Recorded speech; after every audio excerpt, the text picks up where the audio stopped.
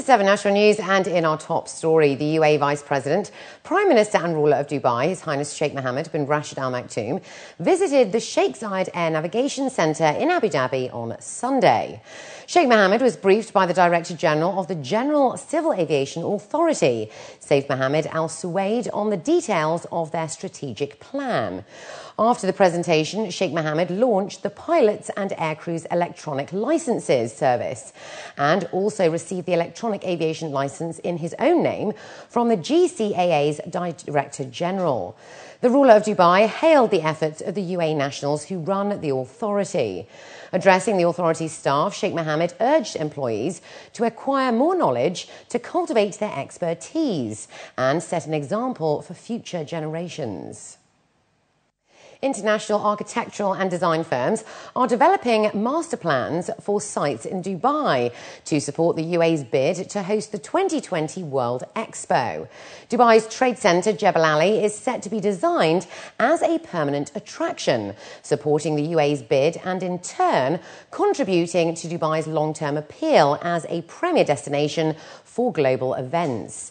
Halal Saeed Al-Mari, the Chief Executive Officer of the Dubai World Trade Centre and member of the Higher Committee for hosting the 2020 World Expo in Dubai, stated that the master plan will reflect the UAE's focus on both connectivity and sustainability, adding that they will include the latest technology to develop state-of-the-art infrastructure and to ensure an entertaining and educational experience for visitors. The design team will include event experts, including those involved in the 2012 London Olympic Games. An entertainment master plan is also in development. The UAE's bid is under the theme of connecting minds, creating the future. Dubai Electricity and Water Authority is encouraging residents to become more responsible when it comes to electricity and water consumption, especially over the summer months. DEWA has launched the Peak Load campaign aimed at residential and commercial consumers to reduce high levels of electricity and water consumption and to reduce global warming. The campaign looks to educate consumers on avoiding using electrical appliances during the peak hours of 12 till 5 p.m. Air conditioning, for example, represents as much as 60% of the load during peak time, and experts advise to turn temperatures from 20 degrees to either 23 or 24 degrees to reduce energy intake. DEWA has recently rolled out awareness campaigns which aimed at the residential and commercial consumers to reduce high level of electricity and water consumption during summer months. And we call the campaign as the Peak Load campaign, which is the extension of our ongoing home appliances campaign, which encourage use of electricity and water efficient appliances in the homes. And the campaign as well highlights to our consumers the importance of avoiding using some electrical appliances and devices during the peak load, which is between 12 noon till 5 p.m. The campaign as well suggests to consumers a simple change of their daily routine, like involving using some electrical devices or water off-peak hours. It's Tithmar World, DP World and the QE2 management announced today that the iconic QE2 is to have a permanent home at the heart of Port Rashid, here in Dubai. The vessel will be moored next to the original cruise terminal at Port Rashid and converted into a 300-room luxury hotel, while the terminal itself will be developed into a maritime museum. Port Rashid, since we moved the container business to Jebel Ali, we have been looking at the plan of Port Rashid. What do we do with Port Rashid? Of course, it is still handling the traditional coastal cargo. It handles the traditional business of Dubai. But we wanted to make Port Rashid also an activity place, something sort of a seaport village, like you see around the world, whereby there'll be restaurants, shops, there'll be activities. It is part of the city of Dubai. Once converted, the QE2 will once again display the ship's collection of artworks and other historical assets collected over nearly 4 decades.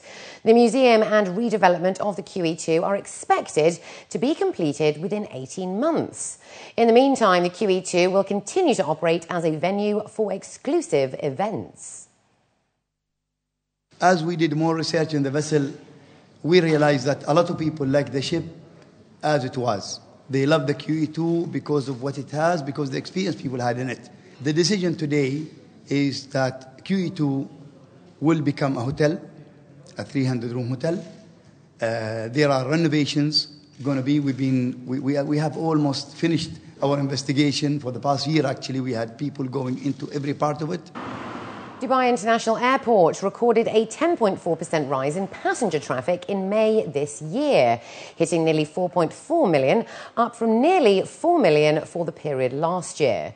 This boost in numbers has pushed year-to-date traffic to over 23.2 million, a rise of 13.2% for the 5-month period in 2011. For the first time in the region, 2 pharmaceutical giants have partnered up in an effort to further promote well-being across the UAE and the region. MSD, a major international player in the pharmaceutical industry, and Julfa, a regional and local leader, signed a landmark agreement today. According to the 2 companies, they are joining forces to benefit the community, the industry and the economy in general. The initial step will see patients within the Gulf region having improved access to treatments. MSD says they have a wide range of treatments for cardiovascular diseases, women's health concerns, dermatology, pain and inflammation, among others, which will be made more accessible through this tie-up.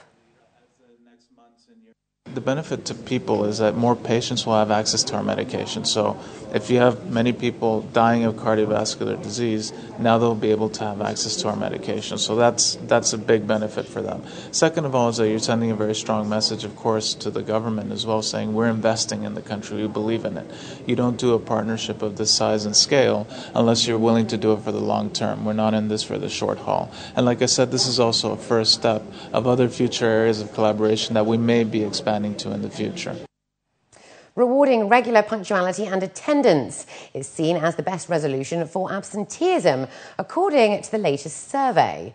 An absenteeism in the Middle East workplace poll conducted by regional job site Bait.com showed that low job satisfaction is considered a main reason for being absent at work.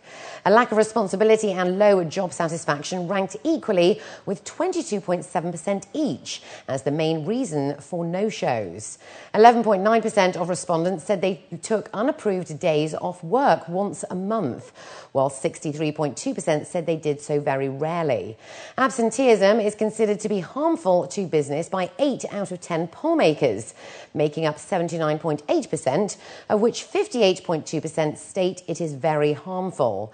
Decreased overall productivity was seen as the most costly side effect of employee absence at 26.8%. And up next, we'll have the day's business news, so stay with us.